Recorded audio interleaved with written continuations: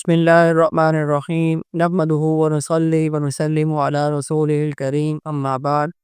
عن أبي هريرة رضي الله تعالى عنه قال رسول الله صلى الله عليه وسلم المستشار مؤتمن أو كما قال عليه الصلاة والسلام۔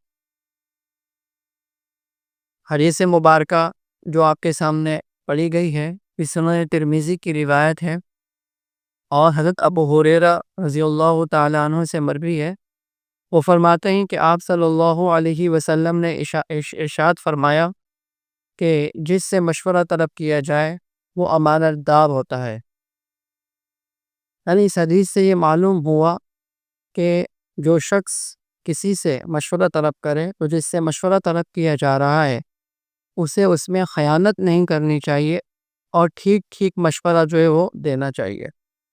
بہت سے لوگ دوسرے سے مشورہ کرتے ہیں حالانکہ ان کو خود آئیڈیا نہیں ہوتا۔ جب آئیڈیا نہیں ہوتا، اس بات کا علم نہیں ہوتا، کبھی ایکسپیرینس نہیں ہوتا، تجربہ نہیں ہوتا، کبھی اس طرح کی بات سامنے نہیں آئی ہوتی،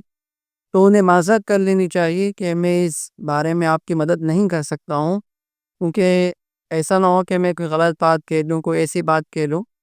اور کہ آپ اس کے اوپر عمل کر رہے ہیں اور حالانکہ مجھے اس کا صحیح علم بھی نہیں ہے، تو کل کو آپ مجھے پھر کہیں گے۔ تو اس لیے فرمایا جا رہا ہے حدیث مبارکہ کے اندر کہ جس سے مشورہ طلب کیا جائے وہ ٹھیک مشورہ دے۔ یعنی آپ کو پتہ ہے اور آپ پھر بھی ایسی بات کہہ رہے ہیں، ایسا مشورہ دے رہے ہیں کہ جو کہ اس کے لیے فائدہ مند نہیں ہے،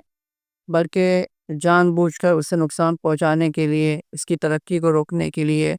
یا اور کسی طریقے سے جو ہے اس کو نقصان پہنچانے کی کوشش کرنے کے لیے آپ نے اس کو غلط بات بتا دی، غلط بات کی طرف اس کی رہنمائی کی، تو فرمائیں کہ جو مشورہ طلب جس سے کیا جائے وہ تو امانت دار ہوتا ہے۔ اور پھر مشورہ دینے کے بعد سامنے والا جو آدمی ہے جو آپ سے مشورہ لینے کے لیے آیا ہے وہ یہ چاہتا ہے کہ یہ راز ہی رہے، یعنی کہ ہم دونوں کے درمیان جو ہے وہ بات رہے اور تیسرے آدمی کو معلوم نہ چلے، وہی بات چاہتا ہے۔ تو لہٰذا جس سے مشورہ طلب کیا جائے وہ اس بات کا بھی خیال رکھے کہ مفید مشورہ دینے کے بعد اس کو نہ بتائے، اس کو تیسرے آدمی کو نہ بتائے، بلکہ یہ جو بات ہے، یہ مشورہ ہے، جو راز کی بات ہے، جو بھی ہے، تو یہ ان دونوں کے درمیان ہی رہے۔ کیونکہ ایک تو یہ کہ صحیح مشورہ نہ دینا اور اسی طریقے سے پھر اس کو دوسرے تک یعنی کہ پہنچا دینا، تیسرے آدمی کو بتا دینا، یہ دونوں ہی خیانت کے زمرے میں آتا ہے۔ تو حدیث میں فرمایا کہ المستشار مؤتمن، کہ جس سے مشورہ طلب کیا جائے وہ امانت دار ہوتا ہے۔ اللہ تعالی ہمیں اس حدیث مبارکہ پر عمل کی توفیق عطا فرمائے۔ وآخر دعوانا الحمد للہ رب العالمین۔